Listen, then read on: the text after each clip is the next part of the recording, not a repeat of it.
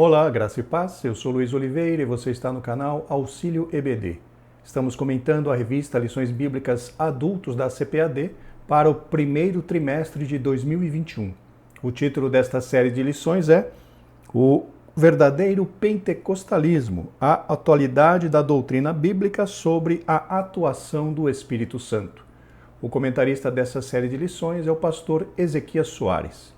E chegamos hoje, meus irmãos, à lição de número 5, que traz por título Fruto do Espírito, o Eu Crucificado. Antes de iniciarmos a lição propriamente dita, eu gostaria de fazer um comentário. Os irmãos que nos acompanham já há algum tempo devem ter notado que eu procuro responder a todos os comentários que são feitos nos vídeos. E isso desde que nós iniciamos, há quase 2 anos, este canal aqui no YouTube.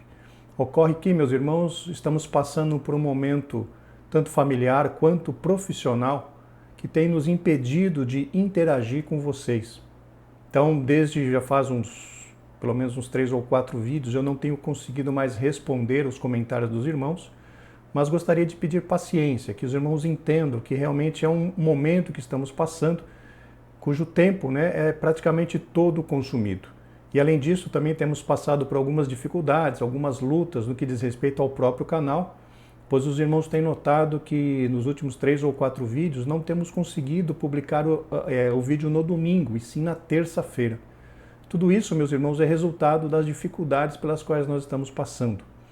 Eu gostaria só, mais uma vez, de pedir paciência aos irmãos e também pedir a vossa ajuda em oração.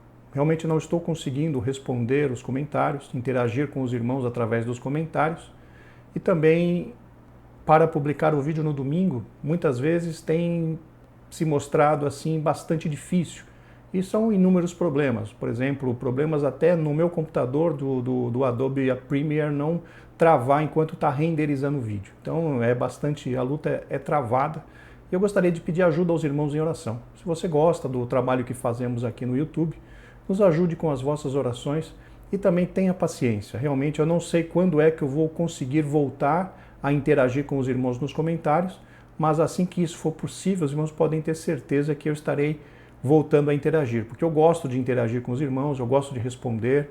Os irmãos veem que as minhas respostas não são cópia e cola uma da outra, eu procuro realmente ler o comentário, responder com o nome da pessoa.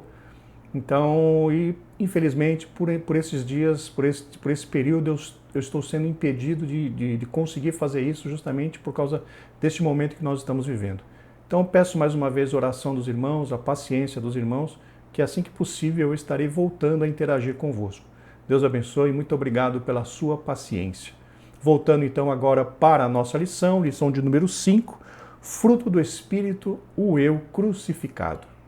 Nesta lição, meus irmãos, vamos ter uma visão geral a respeito do fruto do Espírito e também uma pequena comparação entre o fruto do Espírito e os dons espirituais. O textuário da lição está na carta de Paulo aos Romanos, no capítulo 15, versículo 13, e nos diz: Ora, o Deus de esperança vos encha de todo o gozo e paz em crença, para que abundeis em esperança pela virtude do Espírito Santo. Já a verdade prática nos ensina, o fruto do Espírito é um dos temas mais vibrantes da ética cristã, pois mostra para o mundo o que o Espírito Santo colocou dentro de cada um de nós. Para o texto da leitura bíblica em classe, temos Gálatas, Carta de Paulo aos Gálatas, capítulo 5, versículos do 16 ao 26. Acompanhe a leitura, por favor. Digo, porém, andai em espírito e não cumprireis a concupiscência da carne, porque a carne cobiça contra o espírito e o espírito contra a carne, e estes opõem-se um ao outro para que não façais o que quereis. Mas, se sois guiados pelo espírito, não estais debaixo da lei. Porque as obras da carne são manifestas, as quais são prostituição, impureza, lascívia, idolatria, feitiçarias, inimizades, porfias, emulações, iras, pelejas, dissensões, heresias, invejas, homicídios, bebedices, glutonarias e coisas semelhantes a estas, acerca das quais vos declaro, como já antes vos disse que os que cometem tais coisas não herdarão o reino de Deus. Mas o fruto do Espírito é caridade, gozo, paz, longanimidade, benignidade, bondade, fé, mansidão, temperança. Contra estas coisas não há lei. E os que são de Cristo crucificaram a carne com as suas paixões e concupiscências. Se vivemos no Espírito, andemos também no Espírito.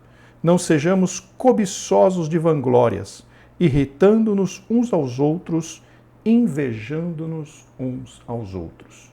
Temos aqui o texto clássico que trata, então, do fruto do Espírito, Gálatas 5, versículo 22. Como objetivo geral da lição, nós temos demonstrar que o fruto do Espírito é um dos temas mais vibrantes da vida cristã. Já como objetivos específicos, nós temos 3. Para o tópico 1, conceituar o fruto do Espírito. Já para o tópico 2, distinguir e relacionar fruto do Espírito e dons espirituais. E, finalmente, para o tópico 3, conscientizar que o Espírito se opõe à carne.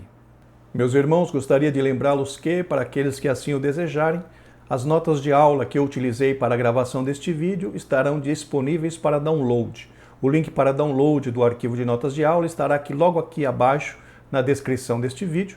E se você está assistindo o vídeo ali pelo nosso site Estudantes da Bíblia, o link para download das notas de aula estará disponível logo abaixo da janela do vídeo. Isto posto, meus irmãos, vamos para o comentário. Introdução. O fruto do Espírito é o resultado de uma vida cristã abundante e manifestada no relacionamento entre os irmãos e irmãs na igreja e no lar, na convivência com os descrentes no trabalho e na sociedade. Conforme o comentarista pontuou, meus irmãos, a presença do fruto do Espírito na vida de todos os cristãos deve ser facilmente identificada por qualquer pessoa que esteja à nossa volta. Porque é este fruto do Espírito que vai nos identificar como servos de Deus. Leiamos o que está ali no Evangelho segundo São Lucas, no capítulo 6, versículos 43 e 44, na Nova Versão Transformadora. Uma árvore boa não produz frutos ruins, e uma árvore ruim não produz frutos bons. Uma árvore é identificada por seus frutos. Ninguém colhe figos de espinheiros, nem uvas de arbustos espinhosos. Então vejam, meus irmãos, que aqui em Lucas está dizendo claramente que toda árvore é conhecida pelos seus frutos. E nós, como cristãos, como servos de Deus, temos que ter em nossas vidas frutos de tal forma que as pessoas que nos rodeiam identifiquem que nós somos servos de Deus. E muitas pessoas imaginam que ninguém está preocupado conosco, que ninguém está nos observando. Mas a Bíblia diz que isso não é verdade. Leiamos o que está ali na carta aos Hebreus, no capítulo 12, versículo 1, agora na Nova Versão Internacional. Portanto, também nós, uma vez que estamos rodeados por uma tão grande nuvem de testemunhas, livremo-nos de tudo o que nos atrapalha e do pecado que nos envolve e corramos com perseverança a corrida que nos é proposta. Então vejam, meus irmãos, que a Bíblia diz que nós estamos rodeados de uma tão grande nuvem de testemunhas e precisamos mais do que nunca evidenciar através dos nossos frutos, através das nossas ações, que somos realmente servos de Deus. Na realidade, meus irmãos, as nossas ações falam muito mais alto do que as nossas palavras. Não adianta nós dizermos que somos crentes, não adianta nós pregarmos o Evangelho, se com as nossas atitudes nós estamos negando, nós estamos dizendo que, na realidade, eu ajo diferente daquilo que eu prego. As nossas ações falam muito mais alto do que as nossas palavras.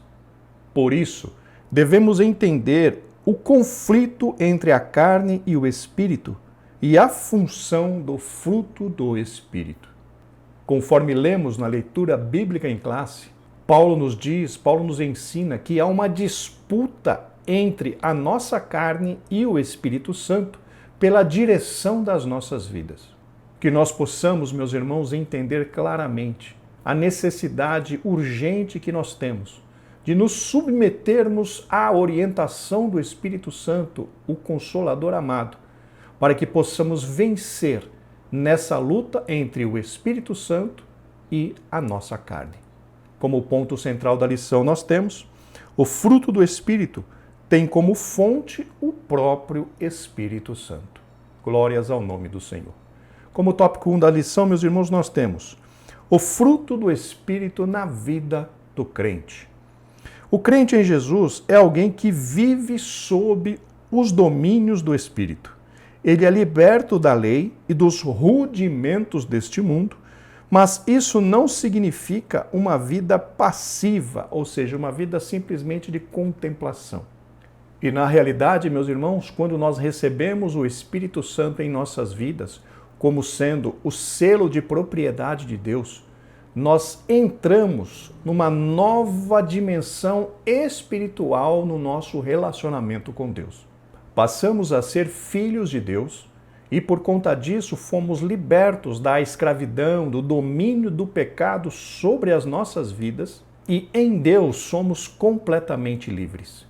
Leamos o que está ali na carta de Paulo aos Romanos, no capítulo 6, versículo 18, na Almeida Revista e Corrigida. E libertados do pecado, fostes feitos servos da justiça.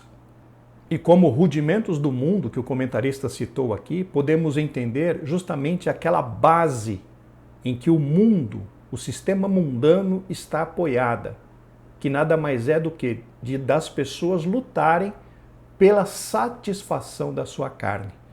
Meus irmãos, nós como cristãos não estamos vivendo mais para a satisfação da nossa carne, porque a Bíblia diz que aqueles que estão na carne, ou seja, aqueles que estão buscando satisfazer a sua carne, estes não podem agradar a Deus. Nós, então, não mais participamos dos rudimentos do mundo. Nós mais não temos a satisfação da carne como o nosso principal objetivo, pois hoje o nosso principal objetivo, a nossa principal meta é agradar àquele que nos salvou. Glórias ao nome do Senhor. O fruto do Espírito é a expressão do Espírito na vida do crente. Conforme nós mencionamos na introdução, quando o fruto do Espírito aparece, ou seja, as pessoas que estão nos rodeando, conseguem identificar nas nossas vidas este fruto do Espírito, isso significa, meus irmãos, que nós estamos nos submetendo à orientação e ao trabalhar dele, do Espírito Santo, nas nossas vidas. E quando fazemos isso, e quando deixamos que o Espírito Santo trabalhe, e quando nós nos submetemos ao seu trabalhar, nós conseguimos desenvolver nas nossas vidas este fruto. E as pessoas que estão ao nosso redor precisam olhar para nós e identificar estes frutos. Porque, conforme mencionamos anteriormente, são estes frutos que vão dizer que nós realmente somos servos de Deus. Subtópico 1, definição. Jesus nos salva e nos dá o Espírito Santo, nos renova e coloca em nós o desejo de fazer o que é bom e agradável a Deus. Realmente, meus irmãos, quando alguém é alcançado pela salvação, essa pessoa passa por todos estes processos que o comentarista mencionou. Salva, recebe o Espírito Santo, é renovado, o seu espírito é renovado, e o Senhor, através do Espírito Santo, coloca em nós um desejo realmente de servir, de agradar ao Deus Todo-Poderoso. O fruto do Espírito é o resultado natural de um processo de amadurecimento e a consequência de um processo natural de crescimento espiritual. Meus irmãos, para que possamos entender essa questão do fruto do Espírito, nós precisamos fundamentar alguns conceitos bíblicos. Em primeiro lugar, a Bíblia usa a metáfora da árvore para representar a Cristo. No Evangelho segundo São João, o Senhor Jesus Cristo se compara a uma videira. Leamos o que está ali, Evangelho segundo São João, capítulo 15, versículo 1, na Almeida Revista e Corrigida. Eu sou, o Senhor Jesus falando, eu sou a videira verdadeira e meu Pai é o lavrador. Já em Romanos, Paulo compara a Cristo como uma oliveira. Leamos o que está em Romanos, no capítulo 11, versículos 16 ao 18, na Almeida Revista e Corrigida. E se as primícias são santas, também a massa o é. E se a raiz é santa, também os ramos o são. E se alguns dos ramos foram quebrados, e tu, zambujeiro, foste enxertado em lugar destes, e feito participante da raiz e da seiva da oliveira. Quem é a oliveira? Cristo. Não te glories contra os ramos, e se contra eles te gloriares, não és tu quem sustentas a raiz, mas a raiz a ti. Então vejam que nós encontramos em pelo menos duas passagens bíblicas a metáfora, a comparação de Cristo, com uma árvore. Em João, como uma videira, e em Romanos, como uma oliveira. E essas metáforas, meus irmãos, apontam para a seguinte questão. Quando nós recebemos a salvação em Cristo Jesus, é como se nós fôssemos enxertados na oliveira que é Cristo, ou na videira que é Cristo também, como ele mesmo disse ali em João 5.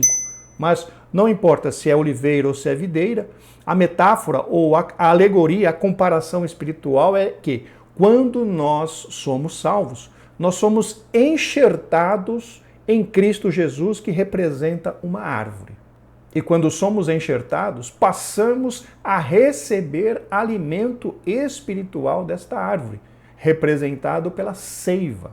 E o que acontece, meus irmãos, quando uma planta, por exemplo, como Paulo disse em Romanos, um zambujeiro é enxertado na oliveira, ele passa a se alimentar da seiva da oliveira e passa a dar fruto de acordo com a árvore na qual ele está enxertado.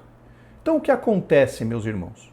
Se nós estamos enxertados em Cristo Jesus, se nós estamos sendo alimentados pela seiva, ou seja, pelo alimento espiritual que aquela árvore fornece, nós somos constrangidos a dar frutos da mesma qualidade daquela na qual nós estamos enxertados. Não sei se os irmãos conseguiram pegar esse conceito. Nós estávamos no mundo fazendo a vontade da carne. Quando nós viemos para o Evangelho, fomos enxertados espiritualmente falando em Cristo Jesus, estamos nos alimentando de Cristo, estamos nos alimentando da seiva dessa árvore maravilhosa que é Cristo. Que tipo de fruto nós temos que dar? Frutos que são correspondentes à árvore que nós estamos enxertados. Aí então que entra essa questão do fruto do Espírito. Nós somos constrangidos a ter frutos de acordo com a vida que Cristo está nos dando, meus irmãos. Se nós somos realmente servos de Cristo, o fruto que nós temos que dar são frutos daquilo que nós estamos recebendo de Cristo. E quem é que nos passa esses frutos? Justamente o Espírito Santo. Esse fruto não, quem é que nos passa essa seiva para que nós desenvolvamos o fruto? Justamente o Espírito Santo. Não sei se os irmãos se lembram de uma das aulas ainda nesse trimestre, eu não me lembro se foi a aula 1, a lição 1 ou lição 2. Eu comentei com os irmãos de que o fruto do Espírito é nada mais, nada menos do que a transferência dos atributos comunicáveis de Deus para nós como criaturas. Então, quando nós falamos fruto do Espírito, nós estamos dizendo nada mais, nada menos do que a transferência dos atributos comunicáveis de Deus para nós que somos suas criaturas e seus filhos na realidade. E o desenvolvimento desse fruto, o desenvolvimento dessas características que nós encontramos em Deus, é que vai mostrar para o mundo e também para nós mesmos que nós estamos realmente nos deixando ser trabalhados pelo Espírito Santo, nos deixando ele trabalhar na nossa vida de tal forma que nós estamos cada dia mais nos parecendo com Cristo Jesus, que é o nosso alvo. Então, o fruto do Espírito nada mais é do que o desenvolvimento de algumas características de Deus, de alguns atributos comunicáveis. Deixa eu voltar a essa questão dos atributos comunicáveis. Deus tem dois tipos de atributos. Atributos incomunicáveis, que são aquelas características que Deus detém, que não pode ser transferida para as suas criaturas. Por exemplo, a onipotência de Deus é um atributo incomunicável. Nós nunca seremos onipotentes. A onipresença de Deus é a mesma coisa. A aceidade de Deus também é a mesma coisa. O que é a aceidade? Deus, meus irmãos, não depende de ninguém para viver. Ele é Deus. Ele é autoexistente e ele mesmo se autoconserva, vamos dizer assim. Ele não depende de ninguém. Todas as outras criaturas dependem do cuidado de Deus, dependem de ser sustentadas pelo poder do Deus Todo-Poderoso, principalmente nós humanos. A Bíblia diz que nós deitamos, dormimos e depois acordamos no dia seguinte porque Deus nos sustentou. Isso nos mostra claramente que nós somos totalmente dependentes de Deus. Então, os atributos incomunicáveis são esses atributos que Deus não pode transferir para nós. Agora, os atributos comunicáveis, que entre eles estão essas 9 características do fruto do Espírito, todas essas características nós encontramos em Deus. Todas elas. Então, quando nós falamos de fruto do Espírito, é justamente o desenvolvimento desses atributos comunicáveis de Deus em nós que somos criaturas. Todos os 9 são encontrados em Deus. Tem uma questão bastante interessante nessa versão Almeida Revista e Corrigida que nós normalmente nos utilizamos nas nossas igrejas. Esse versículo de Gálatas 5:22, que trata do fruto do Espírito, existe ali uma palavra fé entre os atributos, né, do fruto, entre as características ou entre os gomos do fruto do Espírito, como nós veremos mais para frente. Só que a tradução correta não é fé. Ou, não é que a tradução correta não é fé, seria o seguinte: a tradução que melhor representa o termo no grego não é fé. Porque, como eu disse aos irmãos, todas essas características do fruto do Espírito são encontradas em Deus. E a gente não vai encontrar fé em Deus. Não é fé. Deus, ele é o autor da fé. Deus não precisa ter fé, ele é o autor da fé. Então, se nós olhássemos, mas ali na lista do fruto do Espírito está fé. Então, não posso fazer uma correspondência direta entre os atributos comunicáveis de Deus e aquilo que nós precisamos desenvolver. Só que, como eu mencionei, meus irmãos, essa tradução Almeida Revista e Corrigida, nesse versículo de Gálatas 5:22, apresenta ali a palavra fé, mas a palavra fé não é a que melhor traduz e representa aquela palavra no grego. Em todas as outras traduções na língua portuguesa que eu consultei, por exemplo, na Nova Versão Internacional, na Nova Almeida Atualizada, na Nova Versão Transformadora, na Almeida do século XXI, na Almeida Revista e Atualizada e também na tradução brasileira, ao invés de fé, está escrito fidelidade ali, está traduzido como fidelidade. Só na Almeida Revista e Corrigida está traduzida como fé. Então, se nós transferirmos, ao invés de fé, para fidelidade, nós veremos então que fechou o ciclo. Todos os atributos, todos os gomos do fruto do Espírito podem ser considerados como sendo os atributos, alguns dos atributos comunicáveis de Deus para nós que somos suas criaturas. Inclusive, o próprio pastor Antônio Gilberto escreveu uma lição inteira a respeito do fruto do Espírito. E ele realmente explica essa questão, que ali a palavra mais correta não é fé, e sim fidelidade.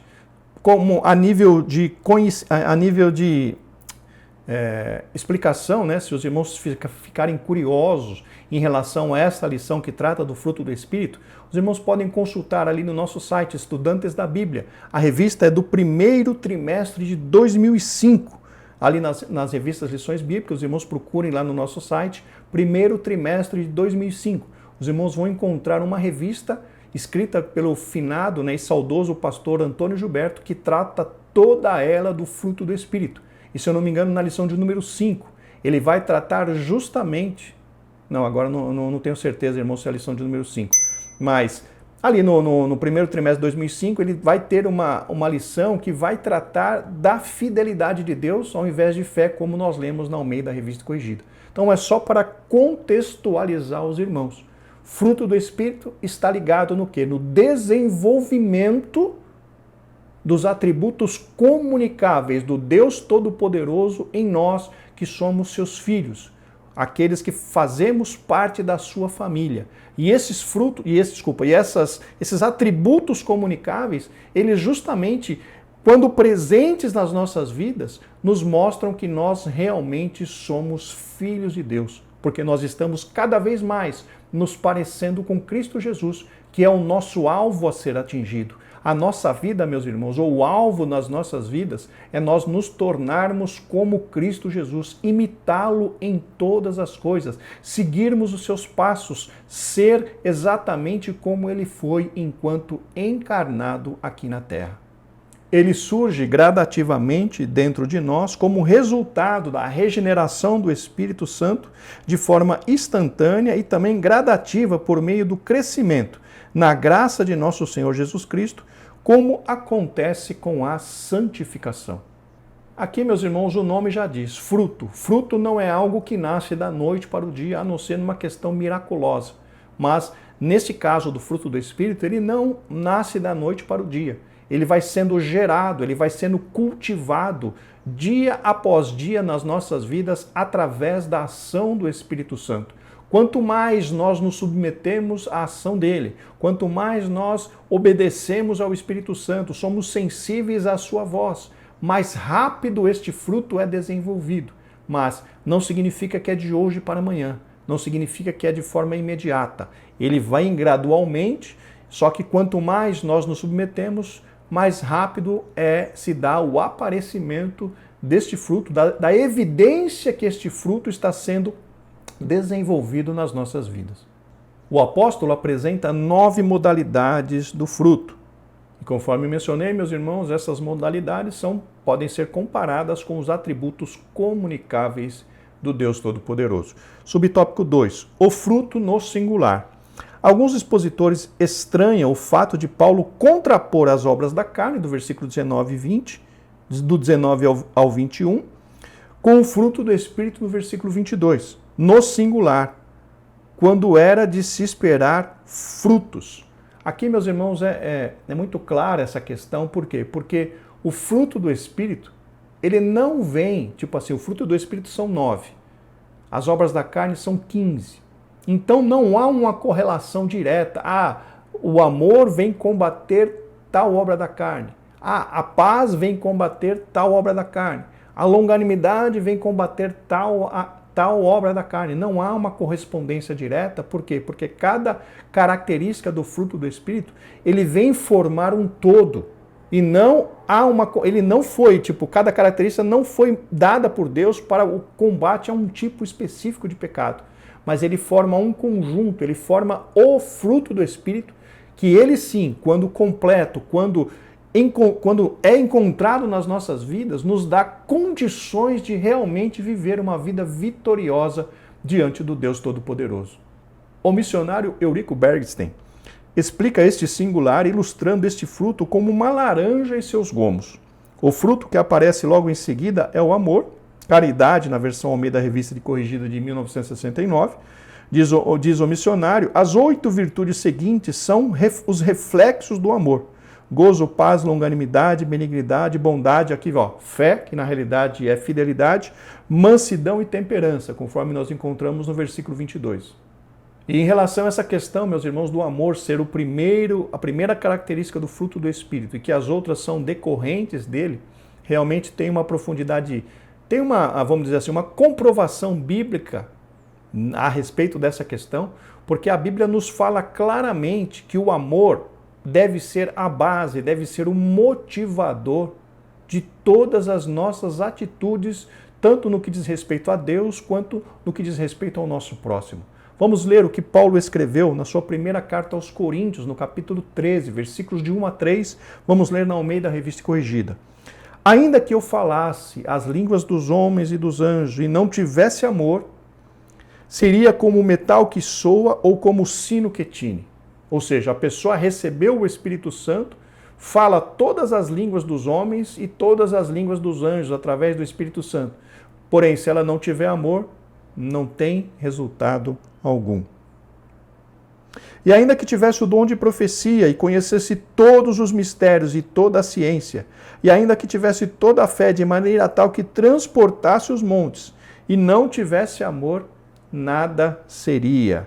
E ainda que distribuísse toda a minha fortuna para sustento dos pobres, e ainda que entregasse o meu corpo, vejam, ainda que entregasse o meu corpo para ser queimado, e não tivesse amor, nada disso me aproveitaria. Meus irmãos, o que está aqui em 1 Coríntios 13 é justamente uma clara demonstração de que o amor deve ser o fator motivador para todas as nossas atitudes. Nós não devemos fazer nada no automático, nós não devemos fazer nada porque estamos acostumados. O que deve motivar as nossas ações, o que deve motivar as nossas decisões é realmente o amor a Deus e também o amor ao próximo. Porque se nós fizermos alguma coisa diferente disso, não tem nenhum tipo de resultado espiritual. Donald G. chama o fruto do Espírito de 9 modalidades do fruto. A forma singular sugere que nelas se produz a unidade de caráter de Cristo, as 9 graças mencionadas, todas elas em contraste com as confusões das obras da carne. Notem aqui, meus irmãos, que o comentarista diz que essa questão da forma singular do fruto do Espírito sugere que ele faça em nós, ele produz em nós o caráter de Cristo. E é interessante notar que se nós formos analisar a vida de Cristo descrita nos evangelhos, nós poderemos encontrar todos os gomos, todas as características do fruto do Espírito demonstradas na vida de Cristo. E vejam, conforme eu mencionei, como o Senhor Jesus Cristo é o nosso alvo de vida a ser atingido, é o nosso modelo de pessoa a ser atingido, nós também precisamos desenvolver essas características do fruto do Espírito nas nossas vidas.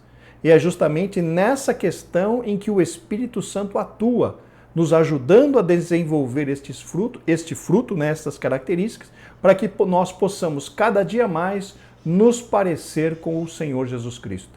Subtópico 3, andar no Espírito. Ser guiado pelo Espírito significa, na linguagem paulina, vitória sobre os desejos e impulsos carnais. Andar no Espírito é uma expressão que indica viver corretamente em humildade, submissão e santidade. Conforme mencionamos, meus irmãos, Paulo nos dá a entender que há uma disputa entre a carne e o Espírito Santo pelo controle das nossas decisões. Todas as vezes que, diante de uma escolha, nós decidimos atender ao que o Espírito Santo nos ensina e nos mostra que devemos escolher, nós estamos andando em espírito, ou seja, sendo agradáveis a Deus. Mas todas as vezes que, diante de uma escolha, decidimos atender aos desejos pecaminosos da nossa carne, nós entristecemos a Deus e somos encontrados, conforme a classificação bíblica, andando na carne. E a Bíblia diz, meus irmãos, que aquele que está na carne não pode agradar a Deus. O apóstolo Paulo usa termos similares para se referir a este estilo de vida dos crentes, para que possais andar dignamente diante do Senhor, agradando-lhe em tudo, frutificando em toda boa obra e crescendo no conhecimento de Deus, como está lá em Colossenses 1:10. Andar e agradar a Deus, 1 aos Tessalonicenses 4:1. Andai em amor, Efésios 5:2. Andai como filhos da luz, Efésios 5:8. E andai nele, Colossenses 2:6. Meus irmãos, Deus espera de nós total amor e devoção. Ele, o Pai, nos deu o seu melhor, Jesus Cristo, que sofreu e morreu em nosso lugar na cruz do Calvário. E como Deus nos deu o seu melhor, Ele espera de nós também o nosso melhor, ou seja, o nosso todo. Deus não quer apenas o nosso coração, Deus não quer apenas a nossa mente, Deus nos quer inteiro, até porque Ele nos comprou inteiramente. Hoje, meus irmãos, somos propriedades de Deus, comprados através do sangue de Cristo Jesus, nosso Senhor. E somos constrangidos pela Bíblia Sagrada a amar ao Senhor com todo o nosso coração e com todas as nossas forças. E há realmente uma expectativa bíblica de que nós, movidos pelo amor, busquemos agradar ao nosso Senhor em todas as situações. O apóstolo Pedro nos ensina: andai em temor durante o tempo da vossa peregrinação. 1 de Pedro 1,17. O temor, meus irmãos, do Senhor deve nos acompanhar a cada momento da nossa vida. E muito teríamos que comentar a respeito do temor, mas este não é o fórum adequado para isso, até porque não teremos tempo para isso. Mas o temor do Senhor é algo que precisa também nos acompanhar em todos os momentos da nossa vida.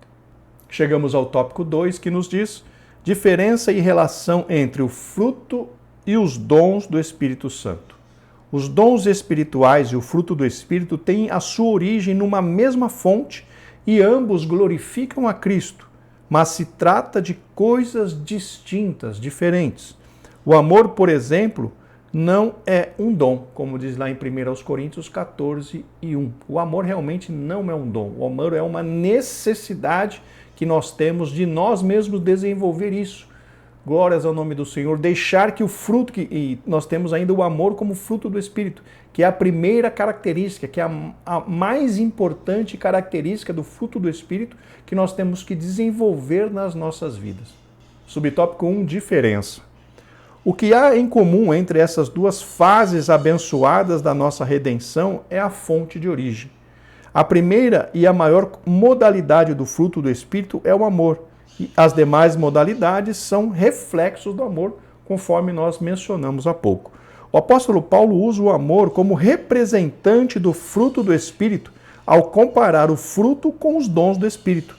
O amor é superior aos dons, é o caminho ainda mais excelente. Isso também nós mencionamos ali, lendo 1 Coríntios, no capítulo 13. Todo este capítulo nos mostra um caminho mais excelente, porque no final do capítulo 12 de 1 Coríntios, o Paulo diz, né, que nós devemos buscar os melhores dons e ele nos mostraria um caminho ainda mais excelente. E começa ali no capítulo 13 de 1 Coríntios, nos falar a respeito do amor. Então, meus irmãos, a Bíblia nos ensina claramente: o amor é o fundamento, é o principal, é a coisa mais importante que nós, como cristãos, servos de Deus, precisamos desenvolver nas nossas vidas.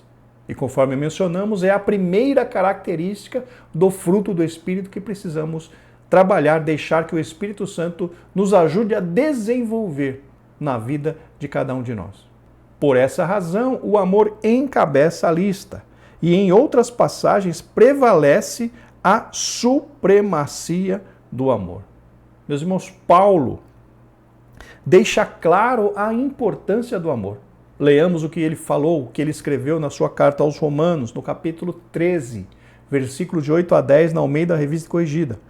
A ninguém devais coisa alguma, a não ser o amor com que vos ameis uns aos outros. Porque quem ama aos outros cumpriu a lei. Com efeito, não adulterarás, não matarás, não furtarás, não darás falso testemunho, não cobiçarás, e se há algum outro mandamento, tudo nesta palavra se resume: amarás ao teu próximo como a ti mesmo. O amor não faz mal ao próximo, de sorte que o cumprimento da lei é o amor. Paulo afirma ainda que os dons sem o amor não são nada, conforme nós lemos há pouco em 1 Coríntios 13, do 1 ao 3, e são passageiros, mas o amor é eterno. Vejam, meus irmãos, que está realmente tudo de acordo com o que temos mencionado há pouco. Inclusive, o amor faz parte do que é chamado de as 3 virtudes teologais, que é o amor, a fé e a esperança, que nós encontramos ali na primeira carta de Paulo aos Coríntios, capítulo 13, versículo 13. Vamos ler na Almeida Revista Corrigida. Agora, pois, permanecem a fé, a esperança e o amor, estas 3. Mas o maior destes é o amor. Então, a fé, a esperança e o amor são chamados de as virtudes teologais. Subtópico 2, os dons na igreja. Convém relembrar que os dons são importantes. Isso não significa que devemos desprezá-los. É a vontade de Deus que os irmãos e as irmãs não ignorem os dons espirituais, que busquemos os melhores e não desprezeis as profecias. E aqui, meus irmãos, entra uma questão de equilíbrio. Nós temos que entender que o amor é o mais importante, mas isso não significa que nós devemos desprezar os dons, porque na realidade uma coisa, vamos dizer assim, não é que completa a outra. O amor é o mais importante, mas nós, enquanto igreja na terra, precisamos da manifestação dos dons espirituais, tanto porque nós estamos em batalha espiritual, também porque estamos em crescimento espiritual, crescimento como cristão, crescimento como ministro, crescimento, enfim, em todos os sentidos, na graça e no conhecimento. E para isso, nós precisamos, meus irmãos, da manifestação dos dons espirituais. O que o comentarista mencionou e deixou claro aqui é que o amor é básico, é base, é sustentação, é aquilo que precisa vir primeiro. Então, no nosso entendimento, nós precisamos focar inicialmente a nossa vida no desenvolvimento e fortalecimento do nosso amor, e essa atitude nossa vai fazer com que nós também desenvolvamos as outras características do fruto do Espírito, porque nós estaremos permitindo que o Consolador trabalhe nas nossas vidas. E uma vez que o nosso amor, a nossa base já está pronta, aí sim nós comecemos a buscar o Espírito Santo para que ele se mova através dos dons nas nossas vidas, para que ele nos batize, para que o Senhor Jesus Cristo nos batize com o Espírito Santo e o Espírito Santo passe a nos utilizar através dos dons espirituais. Então, nós precisamos ser bastante ponderados. O amor é o mais importante, mas nós não podemos abrir mão da manifestação dos dons espirituais, porque uma coisa vem acompanhando a outra, cada coisa no seu lugar, cada coisa de acordo com a sua finalidade, o amor como base e os dons espirituais como complemento para as nossas vidas espirituais, para a nossa vida, né, enquanto cristãos aqui na Terra. Precisamos, meus irmãos, ter bastante equilíbrio nessa questão. Nem tanto para pender só para o lado dos dons espirituais e também nem tanto para pender só para o lado do amor e desprezando aqueles que são usados pelo Espírito Santo. Não. Nós temos que juntar as duas coisas, trabalhar no amor como base, mas também não nos esquecermos de que a manifestação do Espírito Santo nos é útil e principalmente nos é necessária para, no mínimo, exortação, consolação e edificação da igreja do Senhor. Os dons são comparados a um andaime numa construção, a igreja a um edifício. Não é possível uma construção prosseguir sem andaime, mas uma vez concluída a obra, o andaime é dispensado. No que diz respeito justamente a essa questão do amor, faz parte da igreja, e os dons são utilizados apenas na edificação da igreja, que o comentarista aqui os chama de andaime, ou seja, algo que não é principal, algo que é necessário, que é um complemento para ajudar na construção do edifício que é a igreja. Mas não é algo, vamos dizer assim, não é a igreja, é algo que acompanha. E já o amor é base para essa igreja. Sem o amor, nós não conseguimos construir a nossa vida espiritual. Por quê? Porque mesmo que nós façamos alguma coisa, isso para nada aproveitaria diante do Deus Todo-Poderoso. Inclusive, o Senhor Jesus Cristo traz uma repreensão muito forte para o anjo que estava na igreja de Éfeso, que era uma igreja de muita performance, que era uma igreja que trabalhava, que evangelizava, só que o Senhor Jesus Cristo disse para aquele anjo da igreja, para aquele pastor: eu tenho contra ti que deixaste o primeiro amor. Meus irmãos, perder o amor é pecado. E o Senhor Jesus Cristo disse para aquele anjo da igreja, para aquele pastor: lembra-te de onde caíste, volta lá e passe a praticar as primeiras obras. Ou seja, passe novamente a ter atitudes de amor, passe novamente a amar a mim e a minha obra. Porque senão, o Senhor Jesus Cristo dizendo para ele: em breve virei e tirarei do seu lugar o seu castiçal, ou seja, tirarei a igreja das tuas mãos. Isso nos dá a entender que ele perde o ministério e também perde a sua vida espiritual. Porque, como nós lemos em 1 Coríntios 13:13, sem amor, meus irmãos, Nada, não tem resultado. Nada do que fazemos na obra do Senhor tem resultado, porque o próprio Paulo diz, de nada, se nós entregássemos as nossas vidas para ser queimadas, sem amor, nada disso nos aproveitaria, ou seja, não teria resultado espiritual algum diante de Deus. Por quê? Porque seria feito sem amor. Então, que entendamos essa questão da importância de desenvolvermos o amor como base da nossa vida espiritual. No céu não haverá necessidade dos dons, mas eles são uma necessidade imperiosa na vida da igreja hoje, pois ela precisa do poder do alto para combater o reino espiritual das trevas. E o próprio Paulo diz, meus irmãos, que nessa batalha nós precisamos de armas espirituais. Vamos ler o que Paulo disse ali na sua segunda carta aos Coríntios, capítulo 10, versículo 4, na Almeida Revista e Corrigida.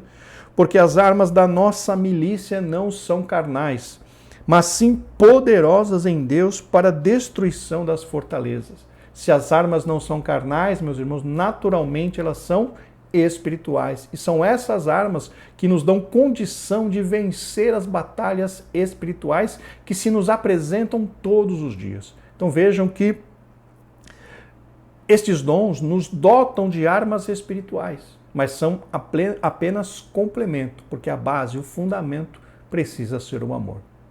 Segundo Apocalipse 21 e 22, no mundo vindouro não há necessidade desses recursos do Espírito. Até porque, meus irmãos, quando nós subirmos para o céu, nós receberemos um corpo glorificado. Não haverá mais necessidade de dons do Espírito Santo, não haverá necessidade nenhuma, porque nós estaremos com o Senhor. Leamos o que Paulo escreveu na sua carta aos Filipenses, no capítulo 3, versículos 20 e 21, na Almeida Revista Corrigida.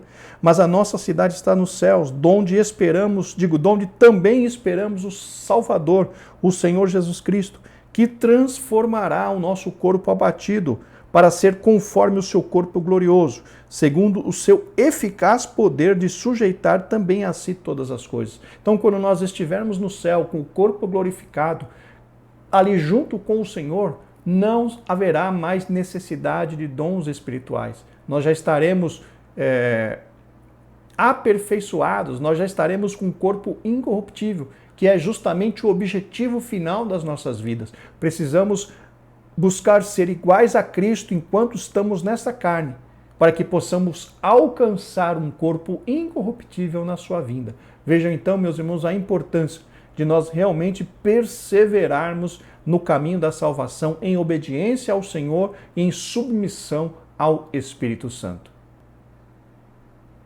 Chegamos agora ao tópico 3. O Espírito se opõe à carne. O que levou o apóstolo ao assunto foi o contexto da igreja das igrejas da Galácia. O abuso da liberdade cristã, a antinomia de um lado e o legalismo de outro, estavam dando ocasião à carne, levando à falta de amor e à desunião. Antinomia, meus irmãos, significa contradizer a crença cristã. Os antinomistas defendiam que não era mais necessário se observar as leis morais do Antigo Testamento na Nova Aliança. Já o legalismo defendia que os cristãos convertidos precisariam guardar todos os mandamentos da lei de Moisés e, por conseguinte, viver como um judeu. Notem, meus irmãos, que essas duas filosofias, a antinomia e o legalismo, são extremistas. E porque são extremistas, são contrários ao verdadeiro e genuíno evangelho de nosso Senhor Jesus Cristo. Subtópico 1, legalismo. Há um acentuado contraste entre estar na carne e andar no Espírito. O apóstolo mostra que para ser legalista, viver de acordo com a lei, depende da carne, mas para viver no Espírito, depende da graça de Deus. Meus irmãos, Paulo nos ensina nesta passagem de Gálatas que aqueles que estão sendo regidos pelo Espírito não estão mais debaixo da lei, porque são controlados pelo Espírito Santo. E nos dá a entender também de que quem defendia o cumprimento irrestrito da lei estava ainda sob o domínio da carne. E esse mesmo Paulo nos ensina que aqueles que estão debaixo da lei ainda estão debaixo de maldição. Leiamos o que ele escreveu em Gálatas, no capítulo 3, versículos 10 e 11, na Almeida Revista e Corrigida. Todos aqueles, pois, que são das obras da lei, estão debaixo da maldição.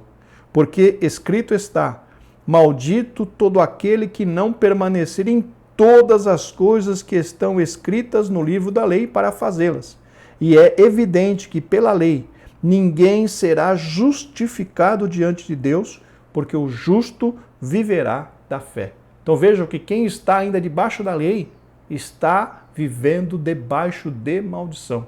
Porque a lei diz: se alguém quebrar um dos pequenos mandamentos, será culpado de toda a lei e por conta disso estará sob maldição.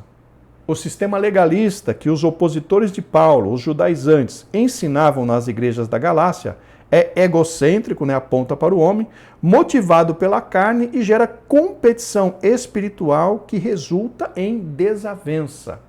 Notem aqui, meus irmãos, que a questão da circuncisão havia se tornado um sinal de status entre os judeus. Eles desprezavam a todas as pessoas, todos aqueles que não eram circuncidados, e isso gerava bastante confusão entre os judaizantes e os cristãos convertidos. Os judeus, meus irmãos, que haviam se convertido ao Evangelho, haviam se convertido a Cristo, não haviam entendido perfeitamente e completamente essa questão da salvação pela graça. E por conta disso, eles queriam obrigar os gentios que se haviam convertido a Deus a se circuncidarem e a guardar a lei de Moisés. Ao que Paulo se opôs grandemente. Paulo não aceitou essa questão da circuncisão para os cristãos gentios. Porque Paulo entendeu e nos ensinou que a salvação é pela fé e não pela obediência aos preceitos da lei. Inclusive, Paulo chegou a dizer que aqueles cristãos que se submetessem ao que os judaizantes queriam, ou seja, se submetessem à circuncisão, esses cristãos haviam naufragado na fé. Leamos o que Paulo escreveu ali na sua carta aos Gálatas, capítulo 5, versículos de 2 a 4, na Almeida Revista e Corrigida. E eis que eu, Paulo, vos digo que, se vos deixardes circuncidar, Cristo de nada vos aproveitará. E, de novo, protesto a todo homem que se deixa circuncidar, que está obrigado a guardar toda a lei. Separados estáis de Cristo, vós que vos justificais pela lei, da graça tendes caído. Vejam então, meus irmãos, a luta e a dificuldade que Paulo passava. Pregou o evangelho ali na Galácia e vieram os judaizantes e quiseram transtornar todo o trabalho de Paulo, querendo obrigar ou influenciar os cristãos da Galácia para que se circuncidassem e começassem a guardar a lei de Moisés, o que afrontava diretamente o evangelho pregado por Paulo, o evangelho de que pela graça nós somos salvos. Subtópico 2. A carne e o espírito. A palavra grega sarx, carne, tem muitos significados na Bíblia, principalmente nos escritos paulinos. Pode significar fraqueza física, o corpo, o ser humano, o pecado, os desejos pecaminosos. O contexto determina o significado dela. Então nós vemos aqui que a tradução de sarx não tem uma definição fixa. Vai depender muito do contexto no qual ela está inserida. No contexto das obras da carne, significa o conjunto de impulsos pecaminosos que dominam o ser humano. E esses impulsos pecaminosos, meus irmãos, podem ser traduzidos como os desejos da carne. Nossa carne deseja aquilo que a satisfaz. E a maior parte, não são todos, mas muitos desses desejos da carne são pecaminosos diante de Deus nosso Senhor. Da mesma maneira, a palavra grega pneuma, espírito, que se aplica ao Espírito Santo, ao espírito humano, aos anjos e aos espíritos imundos. É só prestar atenção ao contexto para saber a que espírito o escritor sagrado está se referindo. Aqui nós encontramos, meus irmãos, uma regra clássica da hermenêutica bíblica, Analisar o significado da palavra de acordo com o seu contexto. A oposição do espírito contra a carne na vida cristã mostra que os que são de Cristo crucificaram a carne com suas paixões e concupiscências. E é isso que acontece conosco diariamente, a morte do eu. Notem, meus irmãos, que Paulo se refere à crucificação da carne, ou seja, o domínio que a carne exercia sobre as decisões que nós tomamos, ele foi desfeito, esse domínio da carne foi desfeito pela obra de Cristo na cruz do Calvário. Nós fomos libertos desse domínio e temos diante do Senhor uma dívida de gratidão por aquilo que Cristo fez por nós. E hoje, meus irmãos, porque vivemos em Cristo, ou porque fomos resgatados por Cristo, precisamos viver uma vida dedicada a Ele. Leamos o que Paulo escreveu na sua carta aos Gálatas, capítulo 2, versículos 19 e 20, também na Almeida Revista e Corrigida. Porque eu, pela lei, estou morto para a lei, para viver para Deus. Já estou crucificado com Cristo. E vivo, não mais eu, mas Cristo vive em mim. E a vida que agora vivo na carne, vivo-a na fé do Filho de Deus, o qual me amou e se entregou a si mesmo por mim. Vejam então, meus irmãos, que Paulo está dizendo, Cristo foi crucificado e agora não vivo eu, mas Cristo vive em mim. E a vida que nós levamos agora é uma vida direcionada ou com o objetivo de agradar a Deus, de fazer a vontade do Senhor, fazer com que a vontade do Senhor se cumpra nas nossas vidas. Subtópico 3, os vícios. O apóstolo apresenta uma lista com 15 vícios que ele chama de obras da carne. O comentarista chama as 15 características das obras da carne de vício. Eu não concordo que são todos vícios. A maioria, sim, com certeza são vícios, mas não todos. Mas, por fins didáticos, vamos considerar então que seriam 15 vícios, vamos dizer assim, as obras da carne. Outras listas aparecem em outras epístolas paulinas, por exemplo, em Romanos, em 1 Coríntios, 1 Timóteo. Paulo não pretende ser exaustivo. Todas essas listas são representativas em Gálatas, pois ele acrescenta, e coisas semelhantes a estas, acerca das quais vos declaro, como já antes vos disse, que os que cometem tais coisas não herdarão o reino de Deus. E aqui tem algo importante a ser mencionado, meus irmãos. Notem que Paulo disse que as obras da carne tiram o céu das pessoas, ou seja, aquele que está na carne, aquele que está praticando as obras da carne, ele está impedido de entrar no céu, porque Paulo fala claramente, e coisas semelhantes a estas, acerca das quais vos declaro, como já antes vos disse, que os que cometem tais coisas não herdarão o reino de Deus. Ou seja, quem vive na carne, quem vive para agradar, para atender aos desejos pecaminosos da carne, essas pessoas, meus irmãos, não conseguirão entrar nos céus. Vejam que coisa terrível, porque dentre essa lista existem situações que são muito corriqueiras entre nós. Tudo bem, quando se fala de prostituição, quando se fala de adultério, quando se fala de homicídio, ok, todo mundo entende que isso é pecado, que isso não pode. Mas e quando se fala, por exemplo, de inimizade? Inimizade, meus irmãos, é uma das coisas mais comuns que nós encontramos entre cristãos.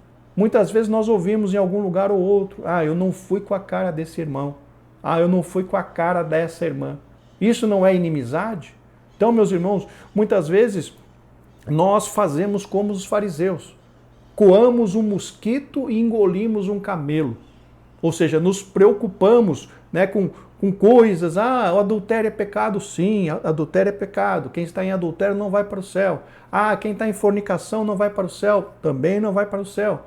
Mas o que dizer do invejoso? Paulo cita a inveja nessa lista de obras da carne. O que dizer da inimizade? O que dizer, por exemplo, da glutonaria? A pessoa que come demais, que come por compulsão. A Bíblia chama isso de pecado, meus irmãos, e Paulo diz que isso nos tira do céu. Então não podemos só nos preocupar com aqueles pecados escandalosos, nós temos que nos preocupar com todos os detalhes das nossas vidas. Comida pode tirar um crente do céu, bebida pode tirar um crente do céu, inimizade pode tirar um crente do céu, a ira pode tirar um crente do céu. Então, meus irmãos, nós temos que ser ponderados em relação às nossas atitudes. Não apenas nos preocupar com os pecados escandalosos, mas os pequenos pecados, os pequenos que eu digo assim, que a sociedade não dá tanta ênfase, são também poderosos para tirar a salvação de alguém que os pratica. Então vejam, meus irmãos, a importância de nós conhecermos a Bíblia Sagrada, estudarmos e principalmente vivermos. Quem diria que o nosso hábito de comida pode tirar a nossa salvação se nós formos categorizados como glutão? O que dizer, por exemplo, de alguém que permite que a inveja domine o seu coração? A Bíblia diz que o invejoso, Paulo dizendo aqui que a inveja é obra da carne e quem pratica essas coisas não entra no céu. Ou seja, no céu não tem lugar para invejoso, no céu não tem lugar para pessoas com inimizade. Ah, eu não fui com a cara dele, eu não fui com a cara dela. Ah, eu não gosto desse pastor, eu não... Isso, meus irmãos, esse tipo de pensamento, esse tipo de postura tira a oportunidade desta pessoa entrar no céu se não houver arrependimento e conversão. Então que nós vigiemos nessa parte, não apenas nas coisas maiores, nos pecados que chamamos de escandalosos. Ah, o adultério é um pecado escandaloso. A fornicação é um pecado escandaloso. O homicídio é um pecado escandaloso. Mas a inveja não é escandaloso, porque é muito facilmente encontrada. A inimizade também não é escandalosa, mas também é facilmente encontrada. Só que tanto o adultério, quanto a fornicação, quanto o homicídio, junto com a inimizade, a inveja, essas pessoas que cometem tais coisas, Paulo disse, não alcançarão a vida eterna, não entrarão no céu. E isso nos preocupa, porque nos mostra que devemos ser muito sérios, ter uma seriedade muito grande nas nossas atitudes diante de Deus. Porque não são apenas os escandalosos, os pecados escandalosos, mas aqueles que são, abre aspas, normais, podem nos tirar também a salvação. Podemos classificar estes vícios em 3 categorias. Primeiro, a do sexo ilícito. Está em prostituição, impureza e lascívia. A outra, pecados de ordem religiosa, idolatria e feitiçaria. E por fim, os C, pecados de ordem social, inimizades, porfias, emulações, iras, pelejas, dissensões, heresias, invejas, homicídios, bebedices e glutonarias. Então vejam essas classificações das obras da carne, que o comentarista mencionou, 3 classificações: sexo ilícito, pecados de ordem religiosa e pecados de ordem social. Paulo disse, quem comete essas coisas não herdará a salvação. Aí fica subentendido que quem comete essas coisas e não se arrepende. Porque Deus sempre nos dá a oportunidade de arrependimento. Deus sempre nos convida a mudar de vida. Deus sempre nos convida a nos arrependermos e deixarmos. A Bíblia fala que aquele que encobre as suas transgressões nunca prosperará. Mas os que as confessa e deixa alcançará misericórdia. Meus irmãos, estamos chegando ao final desta lição. Vamos para a conclusão. Cabe a cada crente fazer uma análise introspectiva para verificar se suas inclinações são carnais ou espirituais. Salomão disse que o homem é aquilo que imagina a sua alma. Jesus disse que o homem fala aquilo do que o seu coração está cheio. O pensamento de cada ser humano norteia, ou seja, direciona o seu comportamento. Se a mente é carnal, seu comportamento é carnal, que resulta em morte. Se a mente é espiritual, seu comportamento é espiritual, que resulta em vida e paz. Meus irmãos, que fique claro nesta lição a importância de nós darmos vazão a que o Espírito Santo nos ajude a desenvolver o fruto do Espírito. Porque o fruto do Espírito pode ser considerado como o desenvolvimento dos atributos comunicáveis de Deus em nós que somos suas criaturas. Nós estamos nos alimentando da árvore que é Cristo. Nós estamos nos alimentando, recebendo a seiva, o alimento espiritual através do Espírito Santo. E nós somos constrangidos a dar frutos para Deus. E que frutos são esses? Frutos comparáveis àqueles que nós estamos recebendo.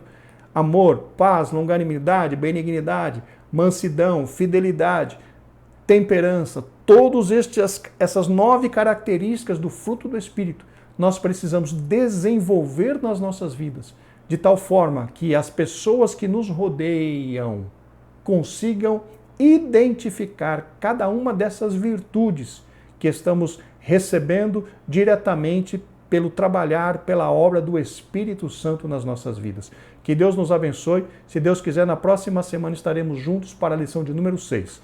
Graça e paz e uma ótima semana.